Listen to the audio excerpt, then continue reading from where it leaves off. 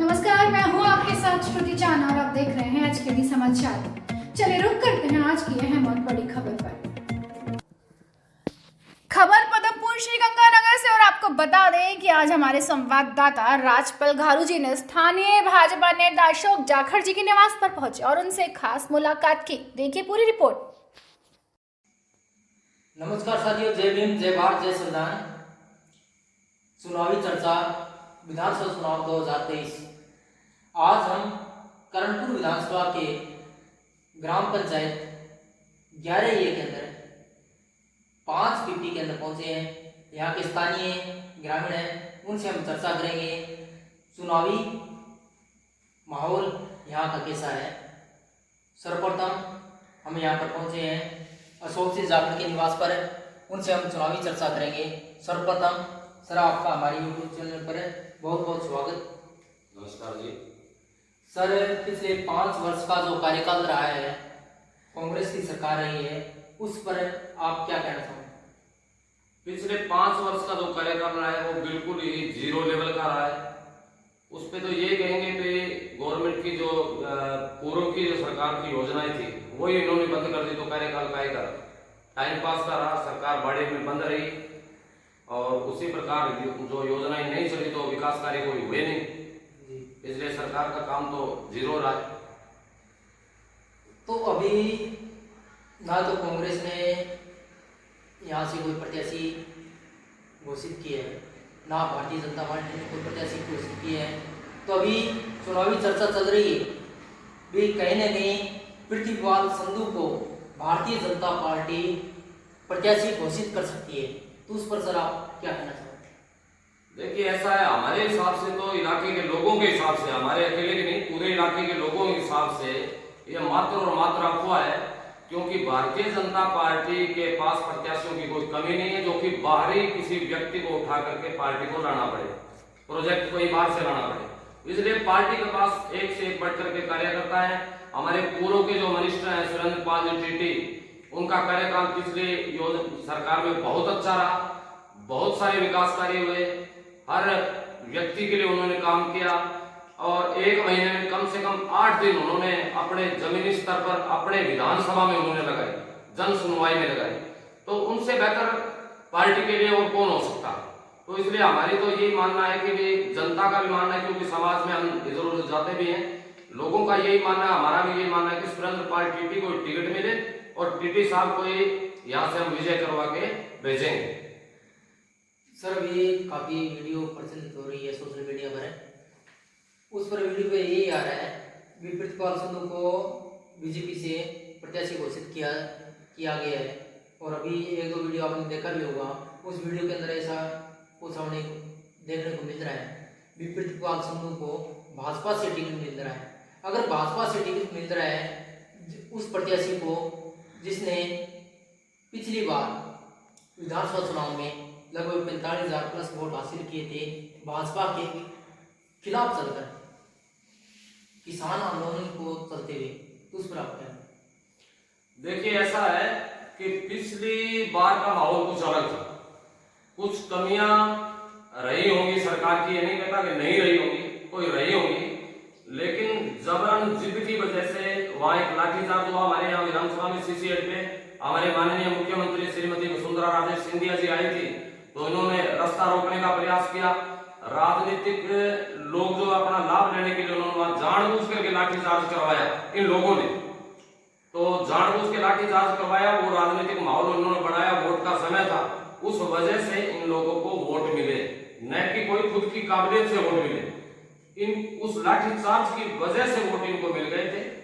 और अब की बार माहौल अलग है, वो एक समय था, उस समय सारी एक कौम थी वो अलग हो गई, वो कौम इनके खिलाफ हो गई और उस वजह से वो वोट ज्यादा उनको चले गए।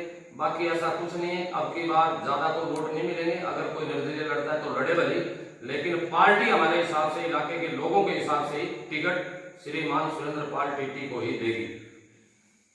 सुरेंद्र पाल सिंह टीटी जो पूर्व में 2 विधानसभा चुनाव यहाँ से जीत चुके हैं, दोनों बार वो मंत्री रह चुके हैं, उनको टिकट क्यों दें? उनके कौन कौन से कार्य हैं जो जनता याद करें या वो उन कार्यों को देखते हुए वोट दें? देखिए, माननीय पूर्व मंत्री जी टीटी साहब ने इलाके के लिए, हर व्यक्ति के लिए काम किया, चाहे वो मजदूर हो, चाहे वो किसान हो, चाहे वो बढ़िया हो, सबके लिए काम किया। विशेषकर जो गरीब लोग हैं उनको लिए उन्होंने ऐसी ऐसी योजनाएं दी जो भारत में कहीं भी नहीं थी उससे पहले। और रही विकास कार्य की बात, तो विकास तो मैं ये कहता हूं कि विकास की गंगा बही थी। आज तक के इतिहास में इस विधानसभा में पिछले कार्यकाल में सुरेंद्रपाल टीटी ने जो काम करवाए थे, जितने 1000 करोड़ का, 2500 लगभग अनुमान है हमारा, 2500 करोड़ से ऊपर का काम उन्होंने करवाया था, तो उससे ज्यादा किसी ने काम करवाया नहीं। तो इस वजह से हम तो चाहते हैं कि सुरेंद्रपाल टीटी ही पढ़े लिखे व्यक्ति हैं, अनुभवी हैं, प्रशासनिक अनुभव है उनको, और इतने विकास कराए, तो क्यों नहीं सुरेंद्रपाल टीटी को टिकट मिले, क्यों मिले दूसरों को, वोट उन्हीं को देंगे। हर व्यक्ति के लिए काम किया, मजदूर के लिए आप बताओ, श्रमिक कार्ड जो चालू किए इन्होंने, उसके बाद में इन्होंने एक योजना दी थी बेटी के विवाह के लिए, 55,000 थे, 60,000 रुपए थे, वो योजनाएं दी। उसके बाद में आप लगा लो किसान के लिए जो जितने खाड़े बने, आप पक्के खाड़े जो बने थे वो आप लगा लो हिसाब किताब के, जहाँ खाड़े पहुंचने की कहीं कोई उम्मीद नहीं थी, वहां पक्के खाड़े इन्होंने डिब्बा में भी पहुंचाए, डिब्बों में भी। नहर के पानी से लेकर के, नहर के निर्माण से लेकर के, स्वरूप में जब टीटी साहब आए थे इन्होंने किसान और किसानी के लिए बहुत काम किया, मजदूर के लिए काम किया। पानी की किल्लत की जहां बात आती है तो पिछले कार्यकाल में टीटी साहब ने पर्सनली इंटरेस्ट लेकर के गंगा के पानी का उतार चढ़ाव जब भी हुआ तब इन्होंने सरकार से बात की, पंजाब सरकार से बात करनी थी तो मुख्यमंत्री के माध्यम से पंजाब सरकार से बात की और तुरंत पानी पूरा करवाया। और इस सरकार में आपने देखा होगा कि कुछ लोग जो है वो लगे हुए हैं पिछले कई साल से, उससे पूर्व मैं मेरा अनुभव बताता हूं कि एक कमेटी बनाई गई थी, वो कमेटी और ये चंद लोग जो हैं मिलकर के पानी का गंगा का उतार चढ़ाव कराते हैं अपना लाभ लेने के लिए। इनको किसानों से कोई मतलब नहीं है, अपनी रोटियां सेकने वाले लोग हैं, ना तो इन्होंने कभी पानी किसी किसान को दिलवाया, ना कभी दिलवा सकते हैं।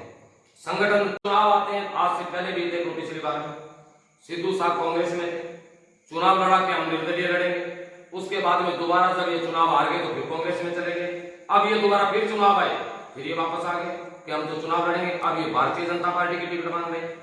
तो मतलब थोड़ा अच्छा नहीं लगा, जनता को नहीं बच रहा ये बात, जनता को बेवकूफ नहीं है, जनता बिल्कुल पढ़ी लिखी जनता है, समझदार है सारे के सारे, किसने क्या किया ये सब लोग जानते हैं। तो ऐसे लोगों को हम वोट नहीं करेंगे, ना सपोर्ट करेंगे, हम करेंगे तो भारतीय जनता पार्टी के माननीय जो पूर्व मंत्री जी उनको सपोर्ट करेंगे। हमें पूरा भरोसा है कि भारतीय जनता पार्टी की टिकट श्रीमान सुरेंद्रपाल टीटी साहब ही लाएंगे। अगर प्रितपाल सिद्धू को भारतीय जनता पार्टी पिछले जो चुनाव में रिपोर्ट देखकर वोट टिकट दे देती है, तो अगर भारतीय जनता पार्टी का जो मजबूत कार्यकर्ता है वो क्या? देखिए, ऐसा भारतीय जनता पार्टी के कार्यकर्ताओं ने, ऊपर के जो लोग आए थे, अभी सतीश जी पूनिया आए थे, उनको अपना उनका भी विरोध हुआ था, बिल्कुल विरोध हुआ था। विरोध उनका नहीं हुआ था, विरोध हुआ था कि बाहरी व्यक्ति को टिकट नहीं दी जाए, इसलिए ये विरोध हुआ। तो लोगों ने, भारतीय जनता पार्टी के वरिष्ठ कार्यकर्ता, नौजवान युवा कार्यकर्ता, सब कार्यकर्ताओं ने बता दिया था कि सिर्फ पार्टी के सुरेंद्रपाल टीटी को टिकट मिले, पार्टी कार्यकर्ता को टिकट मिले, बाहरी आदमी को यहाँ लाने की जरूरत नहीं है, ना ही टिकट देनी चाहिए। अगर टिकट बाहरी आदमी को दी जाती तो टिकट हार जाएगी, ये बिल्कुल कंफर्म है। प्रितपाल सिद्धू का ये आरोप है कि जो विपक्ष है, टीटी साहब है, वो लगभग 4-4.5 साल से लगभग जनता के बीच नहीं है, उस पर आप नहीं, ऐसा कुछ नहीं है, जनता के बीच में रहे हैं टीटी साहब। हर समय जब ये मंत्री थे तब ही 8 दिन, एक महीने में 8 दिन, शनिवार और वीरवार यहाँ रहते थे। तो अब तो बिना मंत्री रहते हैं तो बरी थे, तो यहाँ तो रहना था, जनता के बीच में रहे पूरे 4.5 साल जनता के बीच रहे, ऐसा कुछ नहीं। ये तो मतलब चुनाव आ गए तो झूठी बातें करने वाली बात है, आरोप लगाने वाली बात है, जनता के बीच में रहे। यहाँ इलाके में हम तो उनको रोज ही देखते हैं, गाड़ी लेके घूमते रहते हैं, हर जगह जाते हैं, तो ऐसा कुछ नहीं। जो सोशल मीडिया पर जो वीडियो आ रही है भी संधू साहब है लगातार जनता के बीच में रही है, 15 साल जनता के बीच में रही है, तो उन पर आप देखिए, ये तो मैनेज करके कोई भी करवा सकता है। लाइबिलिटी जिम्मेदार जो मीडिया के लोग हैं, ईमानदार जो लोग हैं, उनके आप बता दो कहीं आए, ईमानदार मीडिया, प्रिंट मीडिया में कहीं आए तो बता दो। अब रही बात चुनाव की, ये मैनेज करके ये सब करवा रहे हैं, अपनी हवा बढ़वा रहे हैं, बाकी कुछ नहीं है। और रही पिछले चुनाव की, पिछले वोटों की बात, तो वो उस समय की बात थी, लाठीचार्ज हुआ था, उस समय लोगों को सहानुभूति थी, उस समय वो वोट मिल गए। अब की बार थोड़ा अलग विषय रहेगा, अब की बार वो विषय नहीं रहेगा, वोट नहीं मिलेंगे। और क्या लगता है राजस्थान में इस बार सरकार किसकी आएगी? राजस्थान में 100% भारतीय जनता पार्टी की सरकार आएगी। 100% भारतीय जनता पार्टी की सरकार आएगी और 120 से 122 सीटें हमारे साथ आने चाहिए। भारतीय जनता पार्टी की तरफ से मुख्यमंत्री पद का चेहरा आपकी समाज में या कोई विधायक चुने जाएंगे, उसके बाद कोई विधायक दल का नेता बने? देखिए, ये बहुत बड़ी बातें हैं, क्योंकि इतने ऊंचे लेवल की बात अपन को नहीं करनी चाहिए, लेकिन फिर भी अगर हमारे मन की बात पूछे तो हम तो ये चाहते हैं कि माननीय मुख्यमंत्री जो पीछे रहे हैं पूर्व में, श्रीमान वसुंधरा राजे सिंधिया जी, तो क्यों ना उनको मुख्यमंत्री पार्टी दोबारा बनाए। हमारे तो मन के भाव हैं ऐसे, तो अच्छा कार्यकाल रहा, हर व्यक्ति को उन्होंने सुनी। हम भी जब गए उनके पास, बहुत सारे काम मैं खुद जाके वहां से करवा के लाया, मुख्यमंत्री जी ने कभी इनकार नहीं किया, तो उन्हीं को बनाना चाहिए मुख्यमंत्री। साथियों, आज हम थे 5 गांव में। यहाँ के लोगों की एक ही बात है कि अब की बार अगर किसी बाहरी व्यक्ति को भारतीय जनता पार्टी टिकट देती है तो वो इसका विरोध करेंगे। अगर सुरेंद्र पार्टी को दोबारा अगर भारतीय जनता पार्टी प्रत्याशी घोषित करती है तो हम उसका पुरजोर समर्थन करेंगे। आप जुड़े रहिए हमारे साथ। जय हिंद, वंदे मातरम, जय जय राष्ट्र।